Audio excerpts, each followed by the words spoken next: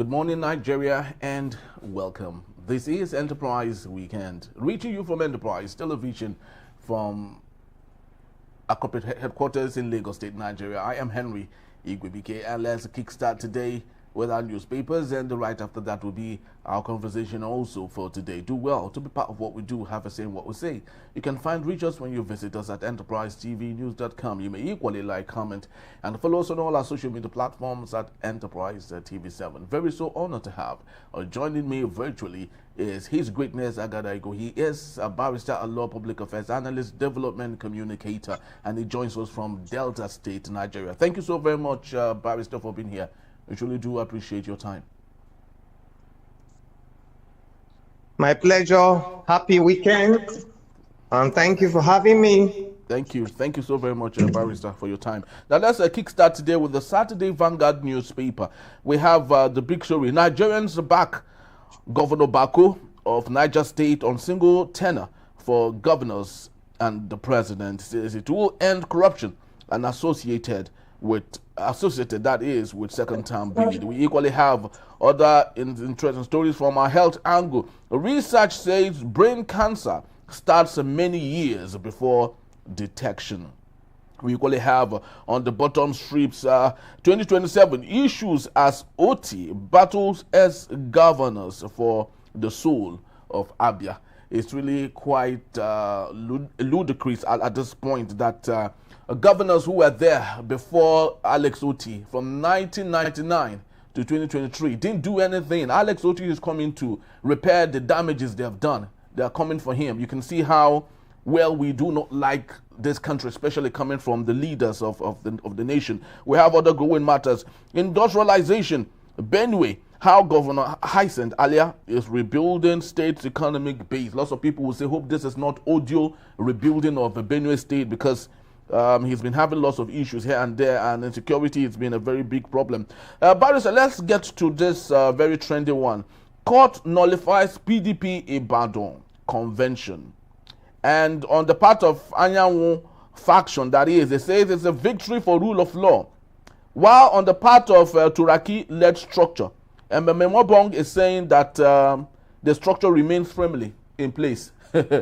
I do not know what you think about that of Mmemobong, but court has said what court has said, and nobody can do anything about it until it goes to appeal. But what's your take, knowing that you are a card-carrying member of the PDP? Well, as a card-carrying member of the PDP and as a public affairs analyst, I will take that judgment with a pinch of salt. Why? And I also encourage our co-PDP members not to attach much weight to that judgment. And the reason even though I have not had the opportunity of reading the judgment or seeing the processes of the judgment, but if what the lawyers who address the press, if I will rely on their submissions, including the PDP publicity secretary, he said that the relief the court gave, no party asked for it. That is plain we refer to that as court acting as Father Christmas. That they were the plaintiffs in the case. They approached the court that the police, to restrain the police from continued occupation of the secretariat, which is legitimate. Where in the world have we ever seen police officers going to lay siege on the headquarters of an opposition political party? Only in Nigeria. Only in Nigeria do we see such things. But Barrister, it came as a reason. Barrister, you'll agree with me that came as a reason to stop whatever sort of destruction that might happen there, because as it stands, according to the Nigerian police, there are two factions saying that they own the secretariat. So, of course, it is their responsibility to protect that facility. Don't you think so? So why are the police not laying siege to the local government councils in Osun State and buying the two parties until the court decides? Why are they not doing that?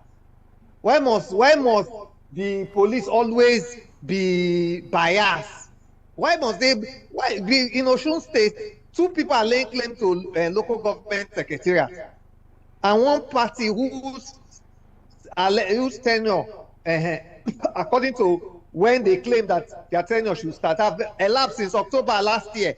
Yeah, those people they are preparing budgets, they are occupying secretariat. From what the government of Osun State is saying, they are even drawing money from the council account in UBA. Even though the state government have even charged them to court for fraud, for impersonation, they have not even been able to appear in court. The matter came up yesterday. I don't know whether they appeared in court to defend themselves. There is a criminal allegation against them in a chief magistrate court in Osun State. They have not even been able to appear. So why is the police not doing that? Why must there always be double standards? You know, one of the greatest disservice that appears that the Nigerian judiciary is dishing out to the Nigerian people now is double standards. And it appears that instead of the disciplinary body of the Nigerian judiciary to act swiftly, they are just standing and just looking with hands up. They are not acting. But Barrister, don't you think, Barrister, sorry to interject here. Sorry, sir. Don't you think the reason they want to restore confidence in the Nigerian people? Yes. So why are you allowing double standard to persist, to subsist, to continue perpetually, and you want to restore confidence of the faith of the Nigerian people in the judiciary? But you are seeing double standards everywhere. Barrister, sorry to interject here. Sorry to interject here. You called it double standard, and that is because possibly you are tilted towards the Turaki-led faction. But another lawyer like you would equally not call it double standard, knowing that they had all the while labeled that Lamido, who was disenfranchised from running, could be the reason why Turaki is still not seen as a duly led faction or administrating over the PDP as it stands. Don't you think so? Well, I hope that what the media reported is wrong. I hope so. But if it is correct that the judge also was giving recognition to the caretaker committee of Ironwood's faction, then that is most unfortunate. Because that faction, that faction sprang up in 2 days. Even the mandatory 21 days that the notice you will give to INEC, that faction did not even give it to INEC. That faction did not even give INEC even 1 day notice before constituting that faction. And that's why I find it completely laughable to INEC when they said that there are 2 factions of PDP. Which 2 factions? The one who, this convention, they gave you over 1 month notice. The other faction whom you are claiming exists did not even give you 1 day notice, not to talk of 21 day notice. So clearly, in the eyes of the law, in the eyes of the party, in the eyes of even mere regularity, that faction does not exist. Because it is not for you to name people as what now? Caretaker committee. Number 1, give INEC notice. Then you now, the proper authority will now convene a NEC meeting where a quorum will be formed before you can form caretaker committee. Is that not how it is done? So why are the courts now making a mockery of our democracy by now recognizing a faction that these 3 things I've named now never existed? Number 1, there was no notice to INEC. There was no 1 day notice, but the law says 21 days notice, but no 1 day notice was not given. Secondly, a NEC meeting was not convoked. There was no NEC meeting. Thirdly, assuming but not considering that there was even a NEC meeting, 30% quorum was not formed. quorum was not formed. So how do you now say there's a critical committee? So even me now here in Warri in Delta State, I can call few friends now and say, well, we name us that we are not critical committee of PDP, and the court will recognize it, because that's absolutely what, if it is correct, if what is reported in the media is correct, then that is what the court has said. And that's why I've told you, I said that, going back to where I came from, that I will take that judgment with a pinch of salt, because the law as it stands today is that leadership of political parties is the internal business of the political parties, and the courts of law, including Federal High Court, do not have any jurisdiction to make leadership, because what the court is trying to do now is to put a judicial stamp on that illegal construction provocation and say, oh, these are the original. I thought we need to move forward. We cannot take one step forward, 100 steps backward. And that to happen during Buhari era, where even Oshomole was removed by court, and courts were the one, any court anywhere, we just name somebody as the chairman of a party, and people will accept it. We have moved past that era. Why are we still going back? We have moved. The Supreme Court solved that problem. You know, even me at times, I'm a critic of the Supreme Court. But in that respect, the Supreme Court did the right thing. They have removed the hands of courts from the formulation and construction of leadership of political parties. So why are courts still wanting to allowing themselves to be used to give approval, give stamp to leadership of political parties? When the Supreme Court have said it clearly, time and time again, that the court has no role in doing that. So you can see the level of distortion in our judicial system. You can see the level of perversion. That even the highest court of the land, which is the policy court, courts can look for a way to refuse to abide by the doctrine of stare decisis, thereby disobeying the highest court in the land, because that is what it is. And they will come out with one kind of gimmick and the rest to disobey it.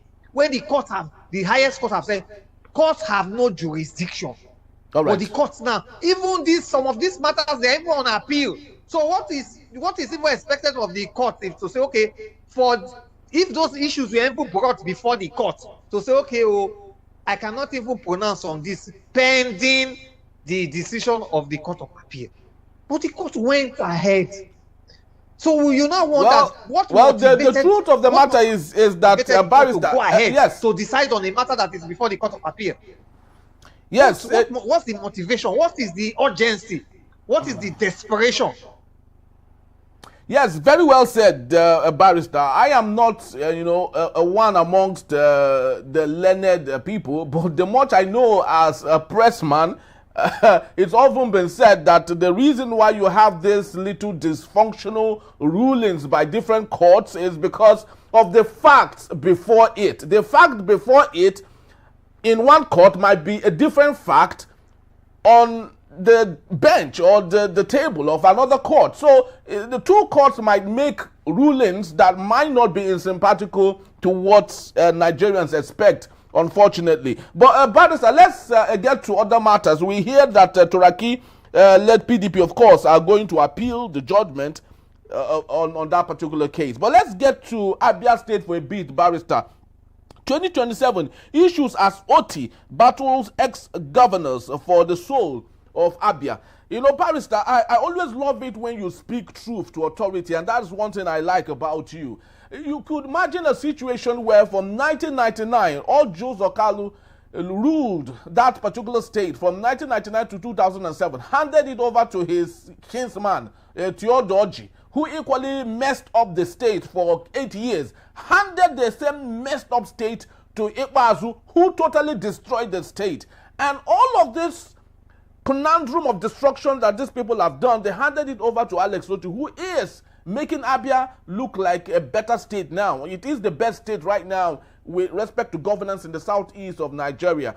How then is it that these three governors that have messed up a state are ganging up to oust a governor who has come to repair their issues? What's your take on this, Barrister? Number one, yes, you can give it to OT, but you know, Enugu hosted our NBA conference last year, 2025. And then without any political bias, I can tell you that even the government in Enugu State, they are working. They are working very well. From what we saw, they are working too. So you can give it to Enugu State too.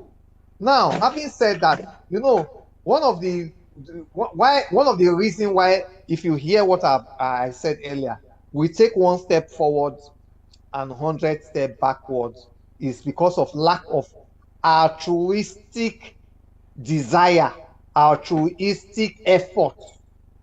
In fact, if I want to qualify it more, I would say truly altruistic effort to ensure that we make our state better than we met it. Even many times, you know, politicians, they mouth altruism, but in practice, it is all about ego, I, myself, self-centeredness, selfishness, and greediness. And that has been the defining aims and objective of our political journey thus far, which has, of course, is an albatross to our national development. So you can see that these three governors, they are prepared to even sacrifice the good of the vast majority of Abians, the vast majority of their descendants, of their birth states, for personal reasons, for personal consideration. You know, I'm sure you have heard this politicians say many times that there's no permanent friend, there's no permanent enemy. It's all about interest. The reason why you see governors of especially PDP jumping ship to APC, is it because they love Bola Ahmed Tinubu or APC? You remember just a year ago, they were the ones always attacking APC that it has failed the nation, it has brought affliction on the nation, it has brought woe on the nation. But today, those who have jumped ship are singing a different song. Is it because there's now those expected gains of the reform agenda of Bola Tinubu have started yielding results? No, it's because of political interest. And politics in Nigeria is so myopic that the first consideration of any politician is survivor, political survivor. So they can even sell their state, sell their communities, sell their ethnic group, sell their church, and sell their conscience for the sake of political survivor. Of course, you know that if Alex Oti's party wins landslide the elections of the presidency, the state, the Senate, House of Assembly, House of Rep, then these politicians, they will lose footing, they will lose relevance. Exactly. They'll go into retirement. They'll lose relevance in the scheme of things. They'll be sidelined. They'll become almost like abandoned projects. But if they are able to push the state government, despite the thriving governance that he has embarked on, that the dividends are manifestly evident to all and sundry, then those who are seeking for Senate will have their Senate seats. Those who are seeking for one appointment or other will have it, and they will have their relevance and the rest. So it is in their self-enlightened interest. You know, the other day, and you can now see how insincere politicians are. The other day, Uzo Kalu went to meet the governor and said that for the presidency, he's going to go with APC, but for the state, the governor is his brother. So he's going to support the brother. That's what Uzo Kalu said. I don't know whether you watched that interview when he went to meet the governor. That's what he said. But a few weeks later, now we are seeing a different action, which you are reporting, that Uzo Kalu, who promised to work for the governor for his second term, from his body language and from press statement he's making, he has declined that that political direction. So that's how it is in Nigeria. All right. And that's why you see that politicians in Nigeria, their word is not their bond. Okay, what they say, what they don't mean, and what they really mean, they don't say. They don't say. And that's why one of the best way to even know where a politician is going to is not by the words he is saying, but by his body language. All right, Barrister. Thank you so very much for your time. I do not know, in 60 seconds, if you may, I just want you to, we have less than 2 minutes. What's your take on this? Especially, we're still within the southeast of Nigeria. The Onitsha main market that was closed down by Governor Chukwuma Soludo as a result of the adherence to sit at home by traders in the state. Lots of people are asking the traders to move their trade to Delta State, which is the closest to Onitsha. What's your take on this? Do you think Governor Sheriff Oborowori should quickly take advantage of this issue so as to bring more trade, commerce to Delta State? Do you think this is a good development? What's your take? Of course, even though you see me as a very fair-minded and dispassionate public affairs analyst, you know I'm from Delta State. Yes. You know I even practice in Asaba. Yeah. Even though I presently, as I'm talking to you now, I'm in Warri. I practice in Asaba. So it's a welcome development for us, because me, almost all the things I have in Asaba, I went to Onitsha to buy them. So if they can bring it to Delta State, why not?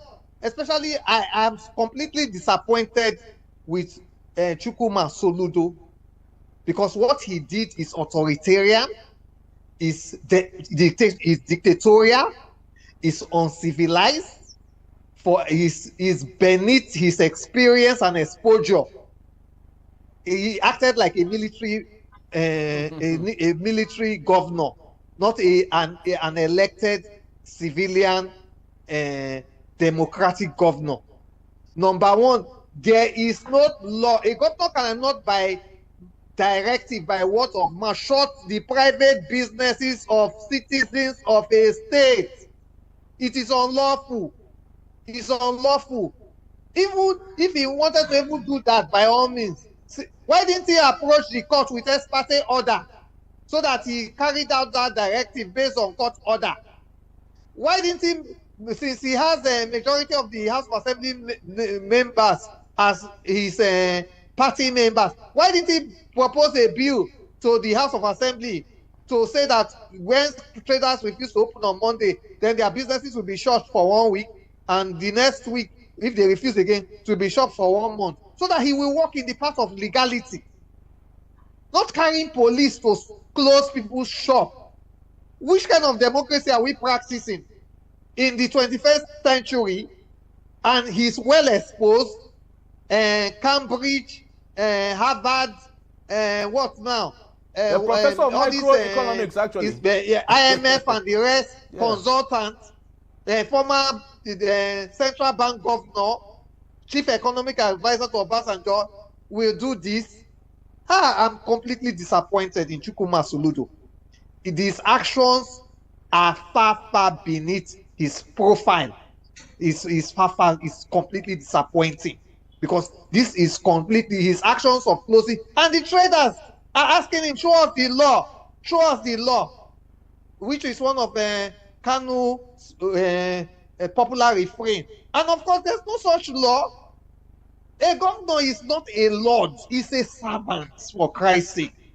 You have to bear the what you are supposed to do is find out what are the concerns of the people. Why are the people finding it difficult to open on Monday? If it's security, you resolve security. People have been killed trying to open on Monday. Yeah. Were they compensated? Are they remembered? Deal with that. Then, okay, what are the second concern? They want Kanu released. Which agitation has he done to ensure that Kanu is released publicly? Then you engage on that journey. Then you now engage in negotiation, discussion.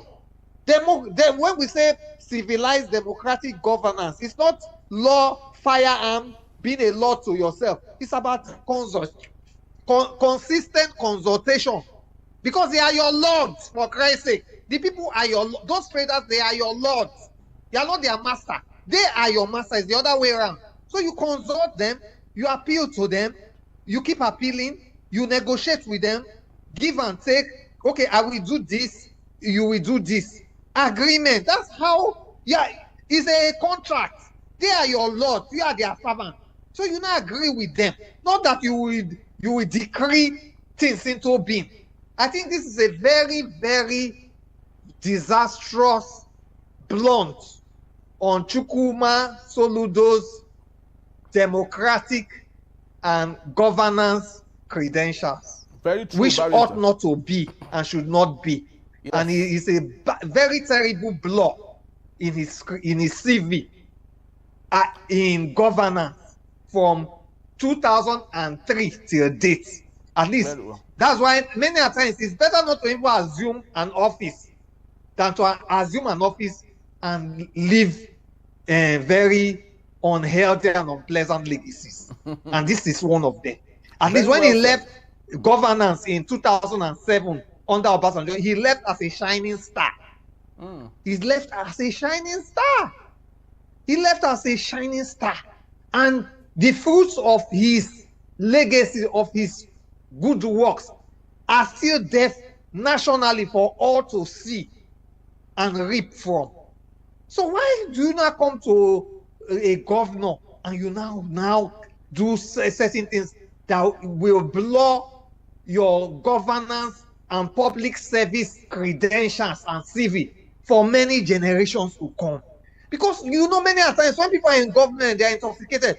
When you leave that office, that is when your defects, diminishing returns will start setting in. And you now see the full-scale effect and consequences of certain action you have taken. Very well said. I just hope that he will be able to appease the traders maximally, beg them for forgiveness, and find a way of having, when you restitution from the Anambra and other state indigenous traders. Very well said. Thank you. Thank you so very much. Yes, thank you so very much. This is a very welcoming statement you have said, and this speaks to ownership of emotional intelligence at this point, which we sincerely believe Professor Chukwuma Soludo is lacking. For someone who graduated with first class in economics, became a professor at the young age of 39, he has so much ahead of him at the time. And today, unfortunately, he is not giving us all that he has learned through school, and which begs the question, is academic awareness equal to leadership dexterity? I guess it's a book I would love someone to write and use Chukwuma Soludo as a reference point. Barrister will still be here to take us on our main conversation when we return. Nigerians back Governor Bago's call for single tenor. In a beat, Enterprise Weekend it is. Don't go anywhere. We'll be right back.